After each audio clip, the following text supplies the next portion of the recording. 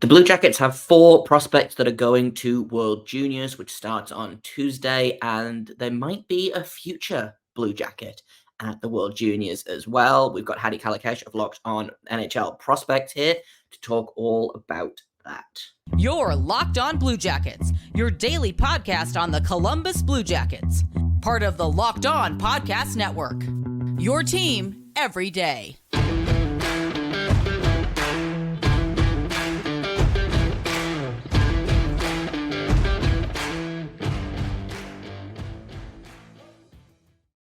Hello and welcome to Locked On Blue Jacket, part of the Locked On Podcast Network, your team every day. I am, as always, your host, Jay Foster, and it's just me today for now, but I'm here to give you the good, the bad, and the ugly about your favorite team and ours, the Columbus Blue Jackets. Before we get started, I want to thank everyone for making this your first listen of the day every single day. If you want to become an everydayer, then you can find us on any podcasting app of choice, on YouTube and on SiriusXM.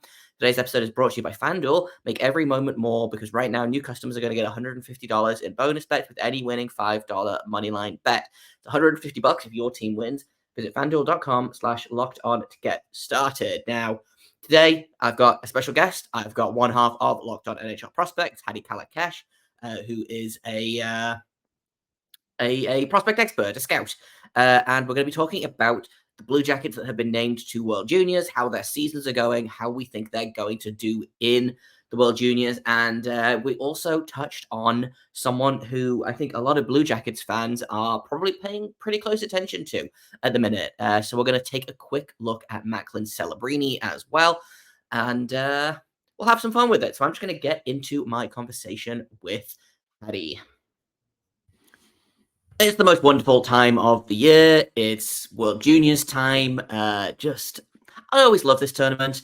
And the Blue Jackets have got a handful of guys that are having really, really good seasons and are probably going to take big-ish roles in the World Juniors this season. So I've got one half of Locked On NHL Prospects. I've got Hadi Kalakeche here, and we're going to talk a little bit about Gavin Brindley. We're going to talk about Dumais. We're going to talk about Denton Mateychuk, Oiva Keskinen, and potentially future Blue Jacket Macklin Celebrini might get some airtime as well, because I believe he's going to be playing on a line with Dumais. So Blue Jacket fans should get plenty of Celebrini content in their World Juniors viewing. But let's start off with my personal favorite of these guys. I want to talk about Gavin Brindley, who seems to have taken it personally that a lot of people thought that he was just a product of how good Fantilli was, because he's on a really, really good hot start for the University of Michigan, and I think he's going to be a big impact player for the USA in this tournament. So I guess let's just start off with, how's his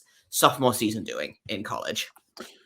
It's going really well. He's at a point a game right now. He's got 10 goals in 18 games for Michigan. And he's become kind of a key component of their team, because last year he was kind of in a middle six role by default. There were a lot of really good players on that first line. And he was struggling to kind of get up into that kind of range. But by the end of the year, he was basically a staple on their second line. And what he brings to the game is just so unique. It's rare that you see a player with his kind of frame and his kind of skill level that is so reliable defensively. And this year, he's been thrust into all situations, first power play, penalty kill. He's seeing a lot of ice time in different scenarios, and you can really see what that's done for his game. He's a player who thrives with the confidence of his coaches, and he's been playing really, really good at hockey as of late. I'm excited to see how he kind of moves forward, because right now at the NCAA level, it's competition he's used to, but I'm curious to see what he does, for example, at the AHL level, at the NHL level, because there are going to have to be some modifications to his game, but overall, the skill set is so enticing, is so unique that I'm on the same page as you. I'm really curious and interested in Gavin Brindley here at this World Juniors. Yeah. Do you think he does the Kent Johnson thing of signs at the end of his sophomore year, comes and does a handful of games in the NHL, and then they see how he looks at training camp next season? Is that kind of what you expect with Brindley? Next season, definitely.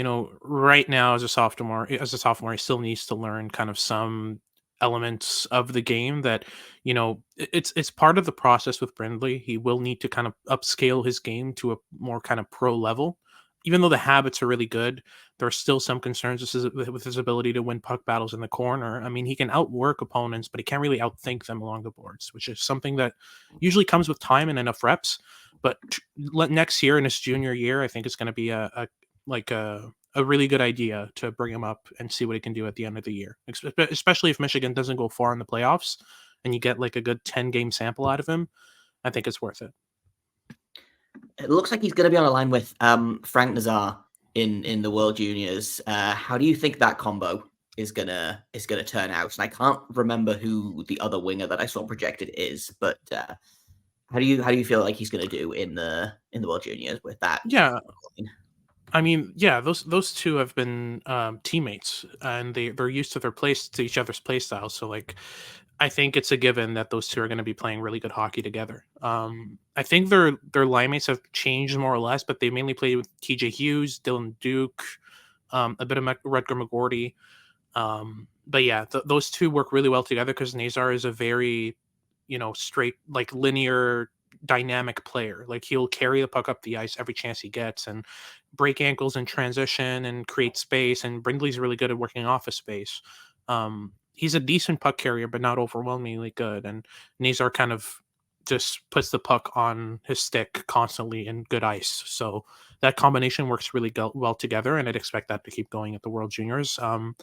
They're definitely not going to be the on the first line. I think that first line is, there's too many good pieces. Jimmy Snuggerud, Cutter Gauthier, Will Smith, Ryan Leonard, and Gabe Perreault will probably be like 5 of the top 6 guys, but I expect them to form a third line together, along a winger that can play off their style really well, maybe a bit more of a two-way presence, or maybe just a pure power forward who can just you can plug on their line and he'll be the guy to drive the net every chance, and they kind of work the perimeter, work the boards, that kind of stuff. I want to talk a little bit about William Whitelaw, who got invited to camp and didn't make it. I'm not super surprised by that. Is he a guy that you think they brought in just to take a look at him in preparation for having him on the roster next season? Is that kind of what you see with Whitelaw? Yeah, something like that. He's under, he's almost at half a point a game right now for Wisconsin in the NCAA. And granted, Wisconsin isn't necessarily the most advanced program in the NCAA, but overall, there's a lack of maturity in Whitelaw's game. He's a really, really skillful player. His skill set is off the charts, but there's a lot of habits that are either bad or just lacking from his game. He's not the best scanner. He's not the best back checker. The way that he applies pressure on the forecheck isn't necessarily ideal. So there's, in this tournament, there's only so many roster positions you can offer to players like this who offer a supreme skill level, but not a lot of bottom 6 impact. So I think that's what played into it. But, depending on who's not there next year, I'd expect Whitelaw to be there in a top 6 role if, they don't have enough kind of those skill top 6 roles filled. Whitelaw can step in there and do a good job. It's just I didn't really see a spot in this roster for him from the start. I was actually surprised they invited him at all. But yeah, I'm sure he left a decent impression and showed what he can do, which is score goals and connect plays and, stick handle through multiple layers and make plays. So I think the impact that he brings to the game is fairly interesting. It's just there wasn't a space for him in this roster, so I'm not surprised it was cut. Yeah, it felt very much like, and I kind of said this at the start of the thing, but it feels a little bit like they just kind of were like, okay, let's introduce ourselves to him, let's get to know him, and keep him on file for later. It's hockey's all who you know and introducing yourself, and my father-in-law calls it making friends, which I find very funny. It's all about kind of getting your face and your name out there and kind of making those connections. So I also expect to see him on the. I was surprised to see him named, but in hindsight, I am not surprised that he didn't make it. I feel like obviously you probably have a horse to root for in the World Juniors. Unlike me, I'm just kind of here for chaos and Blue Jackets prospects. Yeah. How do you see Team USA faring at the World Juniors? How do you think their roster is compared to other rosters? It's ridiculous. They don't have a weak point. Every one of their positions is stacked. I mean, at forward, we already talked about this. There are so many players. If you have Frank Nazar and Gavin Brindley on your third line by default, due to how many skilled players you have, like you have a good roster. So at forward, they're set. On defense, Lane Hudson, Seamus Casey, Ryan Chesley, and a bunch of other names. Zeev Bouillon was going to be drafted fairly early in the 2024 NHL draft. Like, they've got so many different interesting options, and a lot of them are going to be offensive leaning defensemen. I'd expect this team to be a high scoring team. Defensively, it's another story. I think they have a decent kind of handful of players that can play defense, but not necessarily to an extent of some of these other teams in this tournament. But the biggest separating factor for them is in goal. They've got Jacob Fowler and Trey Augustine, who are going to be fighting for the number one spot, and both of them are some of the best NCAA goaltenders right now.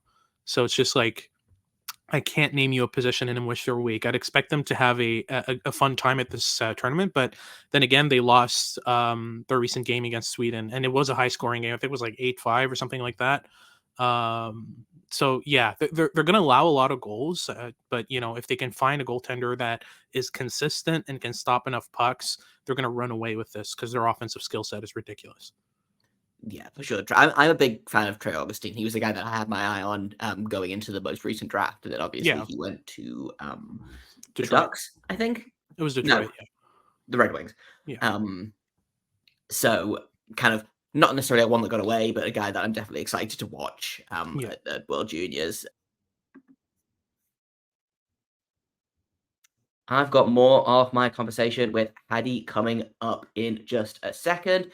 Before we do that, though, I have got to tell you all about FanDuel, because the weather is getting colder, but the NFL offers are staying hot on FanDuel. Right now, new customers are going to get $150 in bonus bets with any winning $5 moneyline bet. $150 if your team wins. Literally, just pick the heaviest favorite you can. Go and see who's got the best odds. Put $5 on it. You're going to win $150 in bonus bets. You can use those bonus bets on spreads, player props, over-unders, and more. If you've been thinking about joining FanDuel, there's no better time to get in on the action. The app is super easy to use, and you get paid instantly. You don't have to wait around for your deposits. So visit FanDuel.com/lockedon and get ready for the Super Bowl. FanDuel, official partner of the NFL. Let's flip to a different team. Let's just kind of touch briefly on Team Finland, because the Blue Jackets have a 7th round pick that has made his way onto the team in Oiva Keskinen. This is a guy that, even since drafting him, I still don't really have a ton of information on Keskinen. So, like, what can you tell me about him as a player? I know we talked about this a little bit off mic, but... Yeah, absolutely.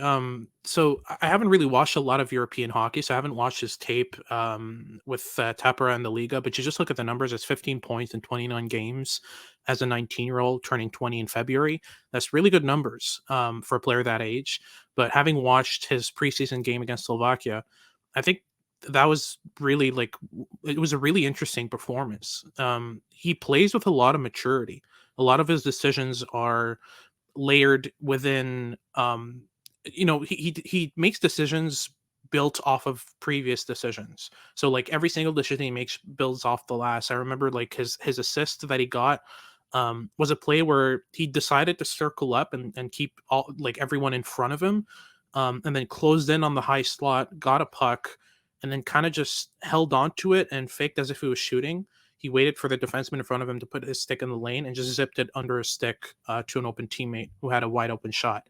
So he like his decision making off the rush in the offensive zone, really, really solid. He also has really good hands and tight. He's able to shoot or pass off the handle, which is something I look for in prospects. But you can tell that he's going to be you can tell that he's one of the older players in this tournament. He has more experience, more maturity. But, as a 7th round pick, picking this guy up, and as an overager, it's really, really good business, I think, by Jarmo Kekalainen. I mean, it's hard not to look at his numbers right now and look at the performance that I saw against Slovakia and not see a future NHLer. I don't think he's going to be necessarily a top 6 or maybe even top 9 guy, but if you get this type of player who's mature, who's skillful, who's able to make plays really quickly, connect plays quickly in transition in the 7th round as an overager, even on your bottom pair, even on your bottom line, it's still like it's really good business. So yeah, I'm excited to see how he does at this tournament. But so far, so good on the third line for Finland. He's been doing pretty well. Yeah, that kind of follows into what I wanted to talk about next, which is we've kind of talked before about the value that people kind of ascribe to where a player is drafted, and and people get really disappointed if like a late first round draft pick doesn't turn into a top line star. But if you get an NHL player out of an overaged 7th round draft pick, like that feels like a win, you know. And if he maybe turns into, you know, a Trey Fix-Wolansky type player, another 7th round draft pick that the Blue Jackets have done a really good job developing, and probably deserves a longer look in the NHL than he's gotten previously. But is that kind of where you see Keskinen fitting in? Probably a 4th line role, spends most of his time in the AHL, and maybe, you know, go like bounce between the leagues. Yeah, I mean, I don't know if Trey Fix-Wolansky at the same age as Keskinen was behind in terms of development. So Keskinen already has kind of a step ahead based on what I've seen, based on the numbers.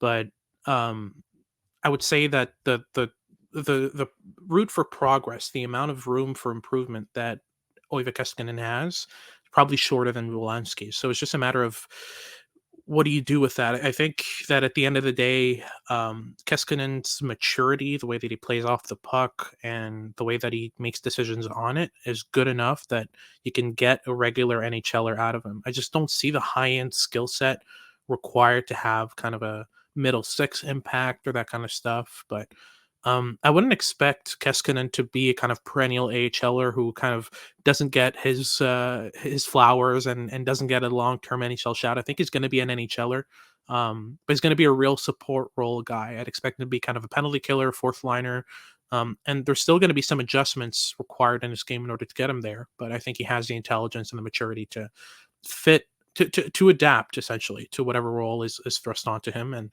that's one big thing NHL teams look for that I think Trey Fix-Wolansky has struggled to show. You know, Fix-Wolansky has a specific set type of play, and he has a specific, you know, kind of play style that he hasn't really shown the ability to budge from. And when you're trying to just carve away at an NHL role, then the thing you need more than anything is adaptability. Yeah, for sure. How do you see Finland doing in the world in this tournament? How's their roster shaping up to the others? They've got a bit of an older roster, even though they have Konsta Helenius, who's probably going to be the top Finnish player picked in the 2024 NHL draft. They've got him on their top line. That gives you kind of indication of where they are skill set wise. But in terms of maturity, they're one of the older teams in the tournament, and I'd expect Finland to either kind of bank on that maturity and have that bring them a long way, you know, playing against less experienced teams, maybe Czechia, maybe Slovakia, and kind of outplay them. But I wouldn't expect them to fare too well against the Canadas and USAs and Swedens. I think those are the big 3 this year. And they might even drop a game against Czechia, who have a really, really good roster.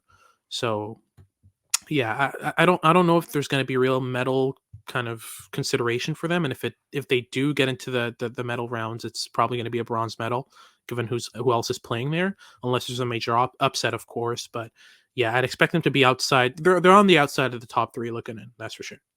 Yeah, it's really weird not to be paying as much attention to Czechia this year, Yeah. because obviously with Juracek and Svozil and Rejhavi last year, I spent a bunch of time looking at Czechia, and so I'm always like, oh, I should see how they're doing, but now I guess I have to pay attention to Finland instead.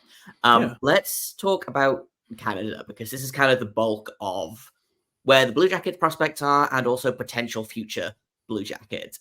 So let's start off with Denton Mateychuk, who I believe just had a 23 game point streak snapped in the WHL. How's his? We talked about Frank Nazar earlier in the episode. He was a guy that I wanted at the pick that the Blue Jackets took, Mateychuk. Yeah. However, I have really liked what I've seen from Mateychuk since he was drafted. How is he kind of shaping up in terms of probably turning pro at the end of this season? Yeah, I mean, it's just the thing with Mateychuk is he's always been kind of that more offensive leaning, kind of almost chaotic defenseman. Like he'll dump a puck and chase it, and you know, that kind of stuff. Like he doesn't have the restraint that other defensemen have, but the offensive skill is just off the charts, and he's going to be the main power play quarterback probably for Canada at this tournament. He's good enough for it, at least, even though they have really good pieces, including an NHLer in Tristan Luneau. I think that Denton Mateychuk's offensive skill is really going to carry him here, and he's been captaining Moose Jaw for the past 2 years now. And it's for good reason. He's a leader on the ice in terms of how he pushes his team to do better. Last year, he was almost at an assist per game. He had 65 points in 63 games. This year, he's at 35 points in only 24 games. And like you said, like multi-game point streaks. And yeah, he controls the game so extremely well, especially from the point on the power play. He kind of decides where the attack is going to be headed from. So he's the one choosing, are we shooting from the left or from the right? He's the one dictating play, deciding when the team shoots, whether he'll kind of intentionally try to pass it outside of a player's wheelhouse when he knows that player will want to shoot, but he doesn't want them to. Is that kind of stuff. He leads through, like, just the way that he passes a puck alone is already kind of, there's leadership blent into that, which is just ridiculous to think. But yeah, the defensive side of the game, it has come a bit of a ways, but I still have some major questions. I think that overall Mateychuk is kind of he tries to girl boss too close to the sun, if that makes sense. Like he just tries to push play offensively like every chance he gets. Like I said, he'll chase his own dump-ins, and sometimes it leads to like really, really chaotic hockey. But when it works, he's on. When he's on, he's on. And we've seen that in the past like 20 games in the WHL where he got at least a point every game. Like he's able to do that. And yeah, he scored 2 goals for Canada against Denmark in an 8-0 win. In their preseason game against the under 25s in Denmark, and they just absolutely thrashed them. So that gives you a good idea of the level of competition in Canada. But yeah, I'd expect Mateychuk to get his fair share of points and probably be the points leader from the back end for Canada. We're going to finish off our conversation with Hadi in just a second. Before we do that, I want to tell everyone about Gametime because I'm in San Jose at the minute. We're going to go to some Sharks games. We're going to go to some Barracuda games. And I love to use Gametime because they have great deals. The app is super easy to use. It takes like 3 minutes total to buy tickets. They've got last minute deals. They've got easy to find and buy tickets for every kind of event in your area. You can see the view from the seat, which is really great. You don't want to, get there and realize you've got a big pillar in your way and you've got to lean for the whole time. And it's not just sports. They've got comedy, they've got music, they've got theater. Whatever you want to go and see, Gametime sells tickets for it. Gives you complete peace of mind with your purchase. So take the guesswork out of buying tickets with Gametime. Download the Gametime app, create an account, use code LOCKEDONNHL for $20 off your first purchase. Terms apply. Again, create an account, redeem code LOCKEDONNHL for $20 off. Download Gametime today. Last minute tickets, lowest price guaranteed. Is the defensive, I was going to say liability, but that's not quite the word I want. Are the defensive question marks something that you think that like will get ironed out just when he turns pro? Is that like something that will just happen when he starts playing in the AHL and the NHL? Or is it something that you think is probably going to require like some serious development work on, if that makes sense? I guess I'll go a different direction with this. I would say that if you're trying to quote unquote fix Denton Mateychuk defensively, you're focusing on the wrong things. There's some things that he does, like, yeah, you can to an extent kind of iron out the defensive liabilities, but I think more than anything, you're going to have to live with it with Mateychuk because of how much he brings offensively. He's the type of player who you won't necessarily thrust into defensive situations, but you at least want him to, when he has to face those situations, you want him to at least be able to handle them. I think he can get there. But if you're trying to turn Denton Mateychuk into a defensive stalwart, like that's not happening. That's just not his game. But yeah, I think that if the Columbus Blue Jackets scouting and development team focus too much on making Denton Mateychuk good defensively instead of just focusing on giving him a defensive baseline that he can work with, I think that would be bad for his development, mainly because you're kind of taking time away from developing his best elements and making them into elite elements of his game. Erik Karlsson, if he had spent, the next 3 years after his draft just working on his defense, he would not be the same player.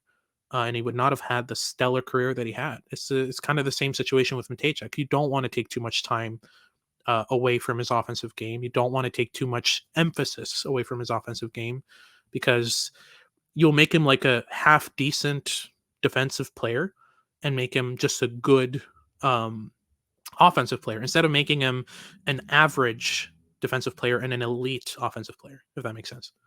Yeah, the Carlson comparison is something I was thinking about as well, because he gets a lot of criticism for being bad defensively, and then he had 100 Scores points more for than a point season again. Yeah, for the like, first time it's since Brian Leach back in the 80s. So like, I feel like I would sacrifice a non-zero amount of defense for 100 points. Denton Mateychuk to get 100 points at the age of, how old is Eric? It was 32, I think, last season. So you take what you get.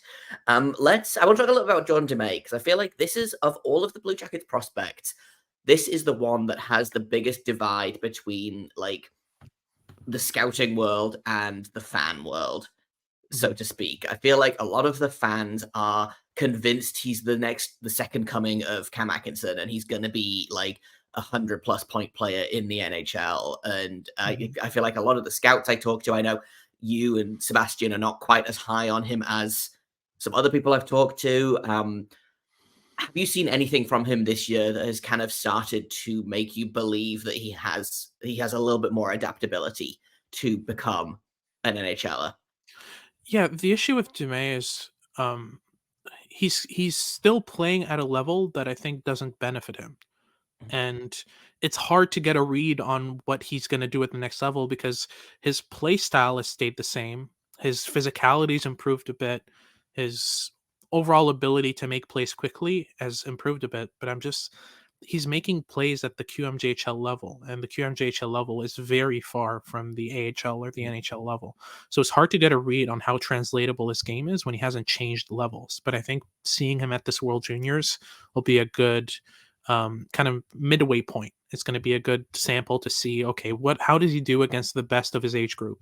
How does he do when he's going to be facing off against Ryan Chesley in the corners, or trying to find space, in the offensive zone against the five elite right-handed defensemen that Sweden has. Like, it's just there's going to be better defensemen to be playing against, and that's going to kind of benefit Dumais in a sense in terms of how we evaluate him. But like, the concerns are still the same with Dumais. He's not the best skater, not the most inside driven player, not the most capable at getting inside of physical pressure in the offensive zone.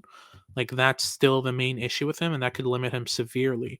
But you look at the points, and I get like Blue Jacket fans being excited. Like, it's just, he's at 2.24 points per game right now in the QMJHL. Like, it's unfair, but like, at the same time, like, how much of that is a result of playing against I'd say that the worst of the three CHL leagues in terms of defensive ability.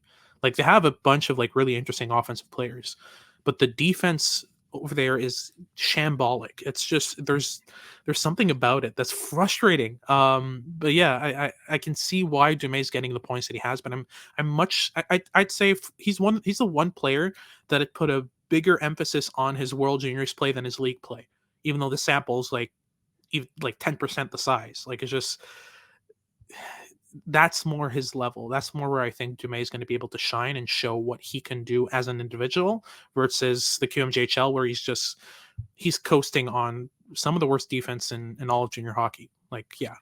Is he a guy that you think would have probably benefited from the Shane Wright waiver, or the Shane Wright exemption?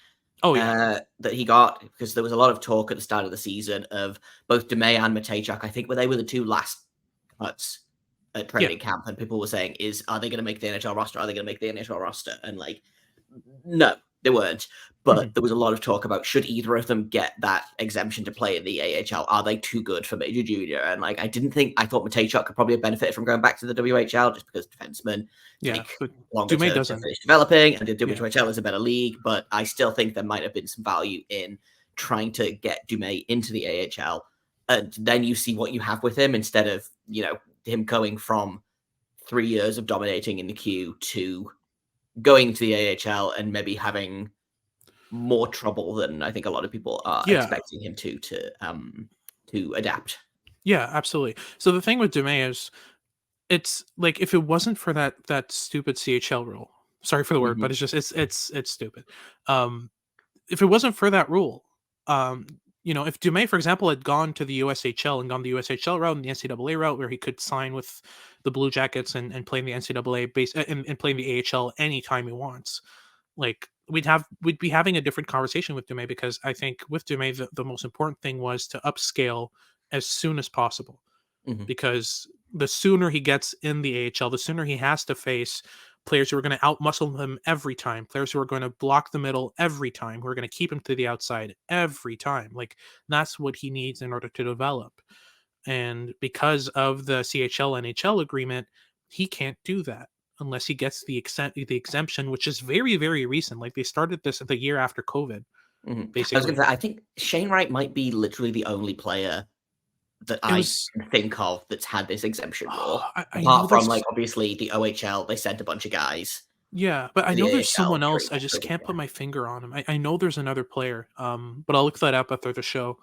But yeah, no, basically, like, it's an exemption that they really just started extremely recently. And yeah, Dumais wasn't eligible for that, but like, this is a situation where Dumais has been playing for the past 2-3 years, like, at a level where he's not really learning anything, where he's not really testing his skill set, where he's not facing competitive disadvantage that force him to, like, adapt and survive, Bear Grylls style. Like, he's kind of stagnating. And as much as the points are really impressive, like I said, like, this World Juniors will be a really good litmus test for how much Dumais has added to his game that we can't see because of the level he's playing at.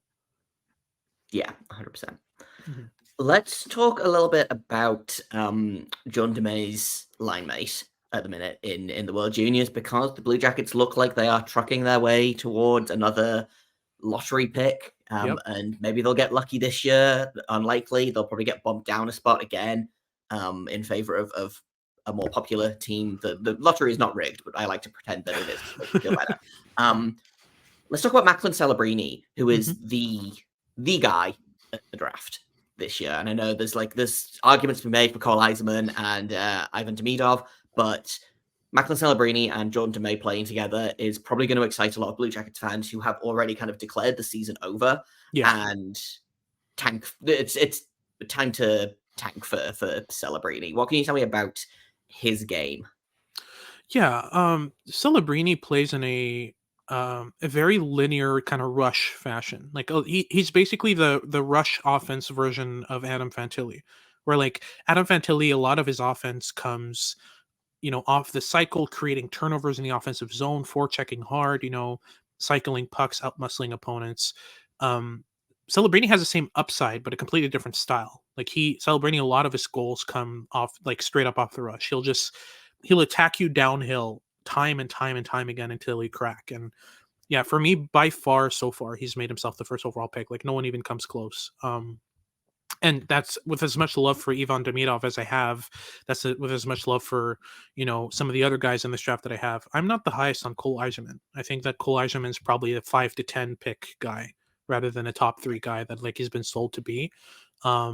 But Ivan Demidov for me is a second overall pick. And I think, if you're not picking first overall, you're not getting Celebrini. No one is close to him. And it's like, there's a very decent gap between him and, the rest of the draft.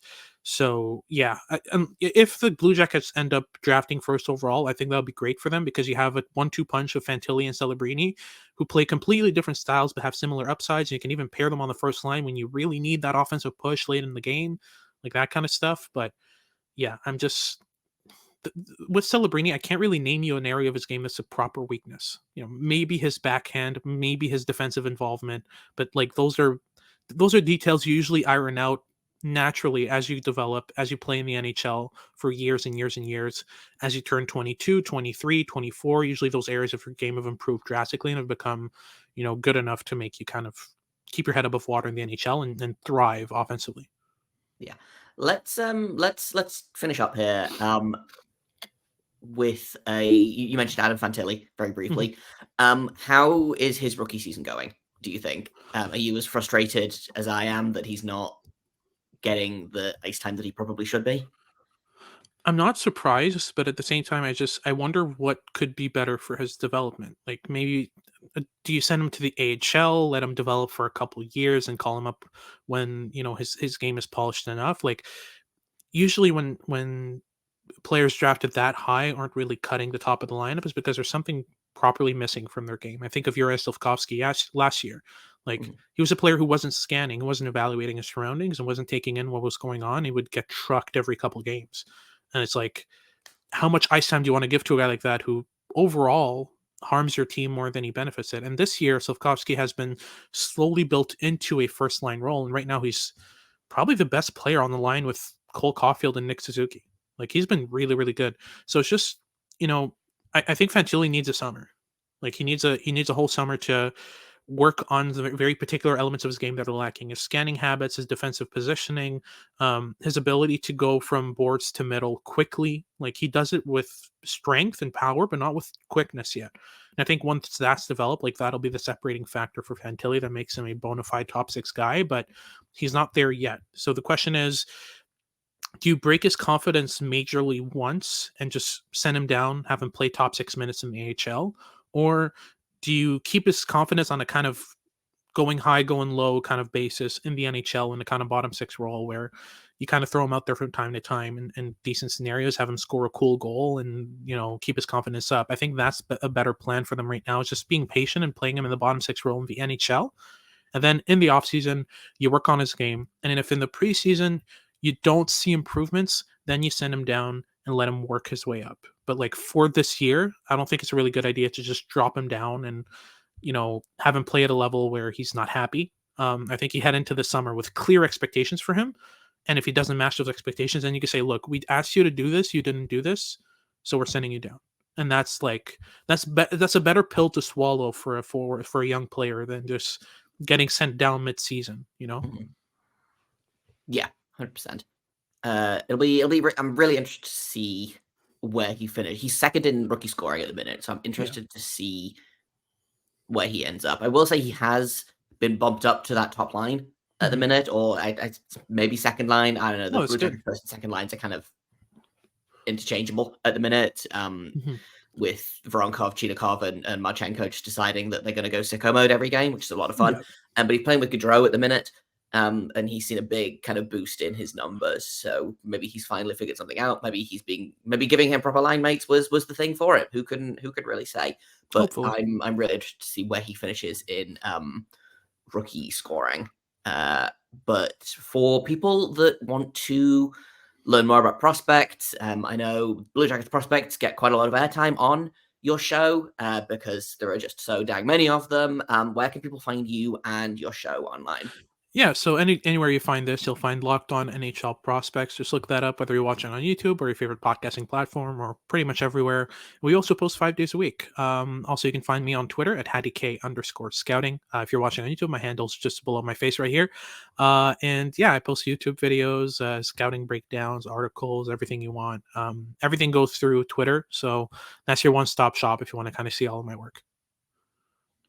Perfect. Well, hopefully we have as much fun at World Juniors this year as we did watching Czechia last year. But thanks for coming to hang out and give us the breakdown on the Blue Jackets that are heading to Sweden. I believe it's in this year. Yep, absolutely. Thanks for having me.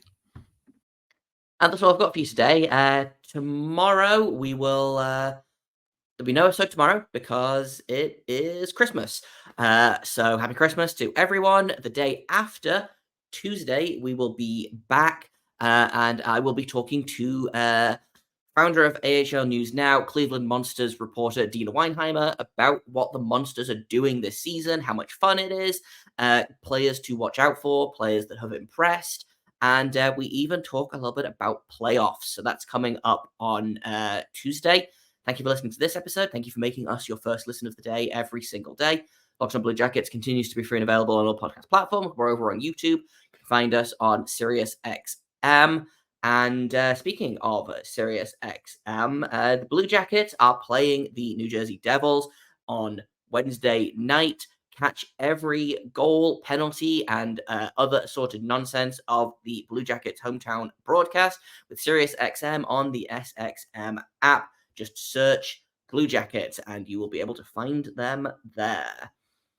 Thank you for listening. Once again, I've been Jay Foster. You can find me on Twitter at _Jacob Foster, JAKOBFORSTER.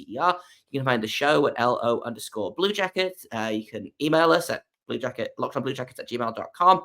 And until Tuesday, make sure you stay locked on.